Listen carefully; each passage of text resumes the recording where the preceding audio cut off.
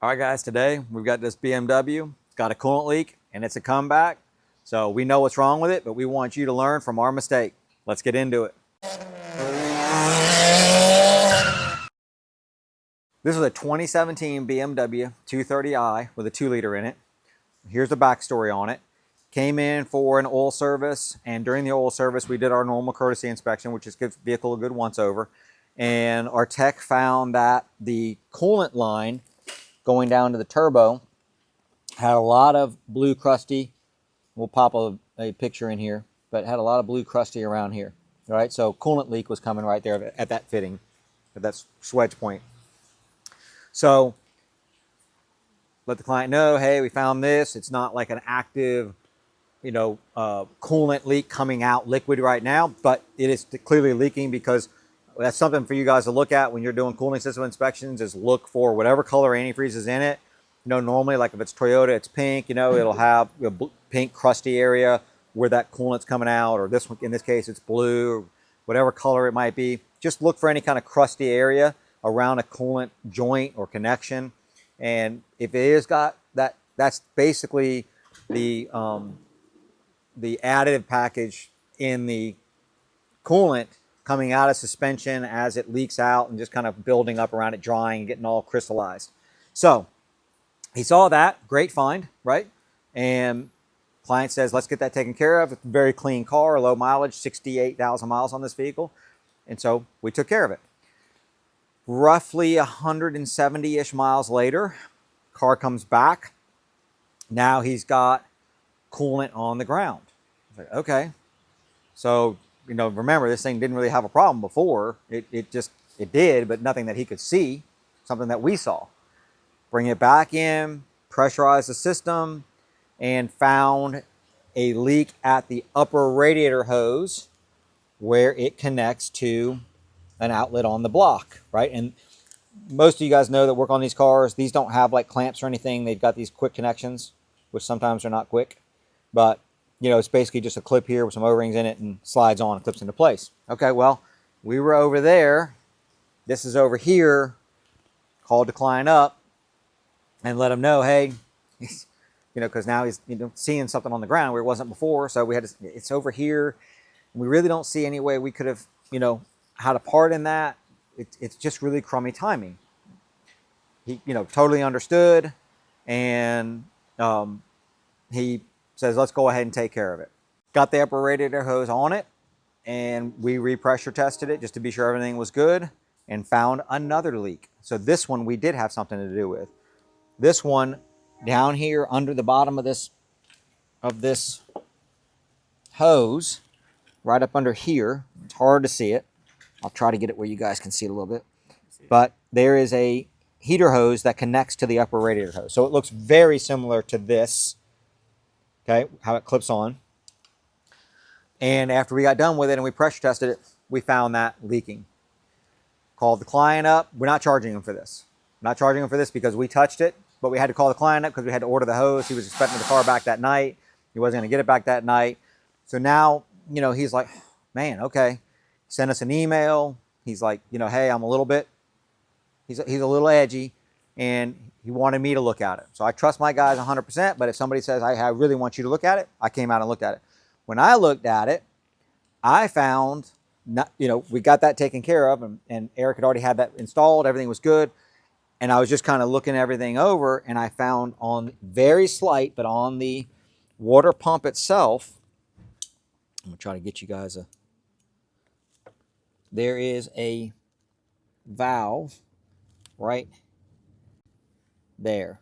Mm-hmm. It's a heater control valve. Flashlight. And okay. Got it? All right. That had some blue crusties around it. It was very slight. I don't think we have a picture of that, but it was very slight, a little bit of blue crusties around it. Called the client, hey, got that taken care of. You're not paying for that. This is not an active leak right this second. It's not even as crusty as that first one was, but there is some crustiness there that has been seeping at some point over time. And the only way to replace that is a factory water pump. If you buy an aftermarket water pump, you're not going to get that in there. You're going to take it out and put it into the new one. The only way you can get it's a factory pump. He says, I want to take care of it. Go ahead and do it. We get the pump put on it. He pays for the pump, does not pay for the heater hose. Why doesn't he pay for the heater hose? Well, we touched it. We should have warned him, right? And that's where this whole video is kind of going, because it goes downhill from here. This was a train wreck from every aspect, right? So, got the water pump on it. Everything's good. Rechecked everything. Drove it. We always test drive anyway. We always do quality control. And test drove it. Did everything good. Rechecked it the next morning. Everything was good. Released it to the client. Sherwood and I are out of town, and we get an email. We get a message from him. Text message at this point, yeah. And it is leaking again. And he's not real happy, and I 100% understand why he's not happy. And he has every right to not be happy. He literally brought this car in here with no leaks. We found something that was a seepage thing, and it's just snowballed on us from there. So, all right, bring the car back in. We're back in town tomorrow. Bring the car back in. Brought it back in here. We looked at it, and we have got a massive leak. And we're going to show you that leak now. And then we're going to tell you what we should have done from the beginning to eliminate all of this. So let me show you the leak. While I'm about to show you this leak, I want to do a quick little teaching moment. I love this pressure tester. There's several different companies that make them. This is a Matco, but we've got the ones that you can pump up and do that on, but maybe you have to constantly pump them up. These things are really good, but make sure that when you're hooking it up, that the regulator is turned all the way down and that this is closed. We don't, just in case, we don't want to shove a bunch of air in here, a bunch of pressure in here. Then slowly open this up. Good, we know we got no pressure in it. And then dial up your pressure. And your pressure you're going to have to determine. You need to look that up. A lot of times if the cap's got pressure on it, then you'll know what to do. If it doesn't, then you'll have to look it up and find out where you need to put the pressure. Don't over pressurize. All right, so we've got good pressure on here. Let me show you. We've got our borescope here. I'm going to kind of put that where you guys can see it. And then I'm going to get down here and show you this leak. I hope. So, all right. Pouring. Oh yeah, it's pouring out. And there is the shot right there. Just point to it. That is literally a stream of coolant coming out of it. It is massive. Take this pressure off so we don't have more of a mess on the floor. What happened here, right? And how could we have avoided this from the beginning? Well, that leak over there we found, obviously nothing to do with, that was a good find, right? How this upper hose started leaking to begin, after we did that, I cannot give you that explanation. I don't know. I will say that we always do a cooling system flush. We don't always do it. It just depends on how long ago it was, right? So this was original coolant on this vehicle. We had that mess over there. So we did a flush on it. We use BMW coolant, so we're not using any kind of additives or any kind of pouring stuff or chameleon coolant or anything like that. So universal stuff. Only thing I can imagine is maybe there was some debris in there. Maybe it was, keeping that from leaking, because it can happen. I don't know. I'm just trying to figure. I like to try to figure things out and make them make sense, but I don't know why that started leaking, because we were not touching that hose in any way. But here's where we could have fixed this. We're on that hose. That hose is getting replaced. That heater hose had to be taken off of it, right? We should have just gone ahead and replaced that heater hose when we did that lower hose. We should have just done that hose and this hose at the same time and been done with it. Because these things are going to be really, they got to be taken off.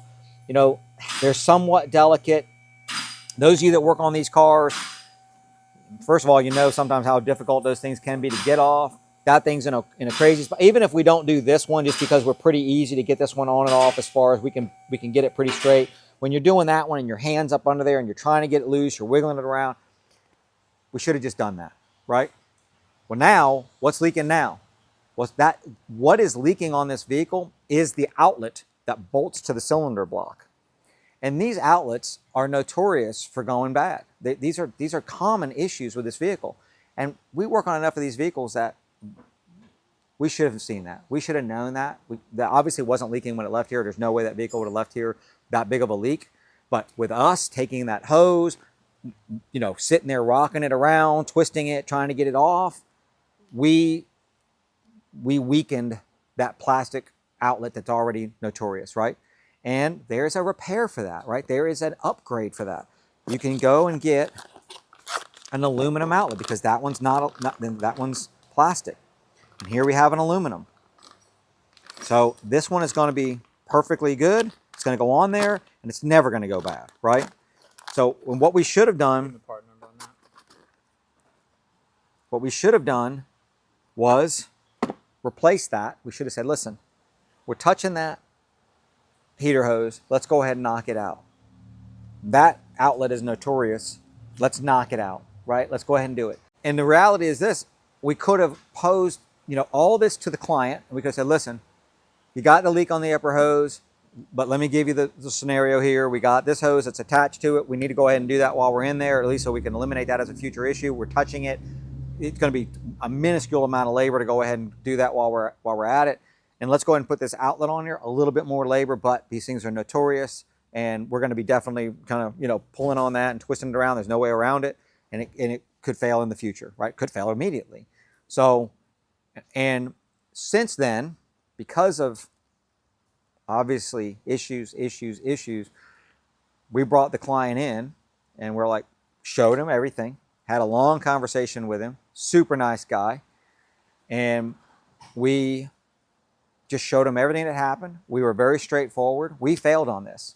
We failed on a couple of fronts, really. One, we failed on, letting him have the options to do this. And when I told him, I'm like, what we should have done was this. It's the same thing I just told you. Let's put the outlet, let's put the heater hose, and he said, and I said, at that point, you probably would have done it because you maintained the vehicle. He said, I 100% would have done it, right? So, and if he didn't want to do it, if you got a client that says, I don't want to do it, well, then you just note that on the ticket, and you're like, as professionals, this is the kind of stuff we need to see. As professionals, we recommend it. They didn't want to do it. Then if it fails going later, then, it's kind of like, well, we really wanted you to do that to eliminate this. So, again, that's our biggest fail on this was we should have foreseen as best we can high failure parts that we are going to have our hands on. And this is the kind of stuff that I want you to take away from this video is do your research on this stuff. And we should have known this because we see these cars all the time. But even if you don't, look it up. There's going to be plenty of information online about these outlets that fail. And that holds true with most cars. Most cars, there's some kind of, there's just do a quick Google search on stuff, right? And you're going to come up with a lot. Now, I understand, you got to take a lot of the Google results with a grain of salt. You got to make sure you do your due diligence, but that's what we should be getting paid for as professionals. And that way you don't have this situation. So how is this client getting taken care of? Well, 100%, he's not paying for anything again. We're doing the outlet for free, and we're not going to charge him for anything for that. We offered him a rental car. He said he's got a 65 Le Mans, so he's going to drive that around for a few days. And he was very nice about that. No, I don't need a rental car.